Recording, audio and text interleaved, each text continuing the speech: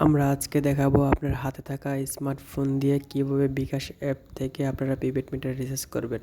চলে যাবেন পেবিলে, তারপর বিদ্যুৎ, তারপর নেসকো প্রিপেড, তারপর আপনার কার্ড নাম্বারটা দিয়ে দিবেন। কার্ড নাম্বারটা দেওয়া শেষ হয়ে গেলে আপনার ফোন নাম্বারটা নিচে দিয়ে দিবেন। ফোন নাম্বারটা দেওয়া শেষ হয়ে গেলে সেন্ড করে দেবেন। 500 টাকা অ্যামাউন্ট দিচ্ছি আমি এখন, আপনিও দিয়ে দিবেন। দেওয়া শেষ হয়ে গেলে আপনার নাম ডিটেলস এগুলো চেক করে নেবেন। সব ঠিকঠাক তাহলে সেন্ড করে দেন। এবার আপনার পিন দিয়ে দিবেন।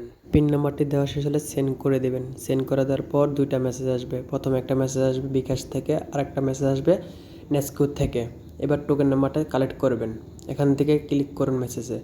মেসেজ যাওয়ার অপশনে দেখবেন 20 সংখ্যার একটা ডিজিট আছে, এটা নিয়ে আপনি প্রিপেড মিটার দিয়ে দিবেন, তাহলে টাকাটা ঢুকে যাবে। যারা মোবাইল ফোনের টোকেন নাম্বার খুঁজে পান না, আমার এই ভিডিওর ডিসক্রিপশনে আমরা দিয়ে দিব কিভাবে আপনি গুগল ক্রোম থেকে আপনারা টোকেন কালেক্ট করবেন।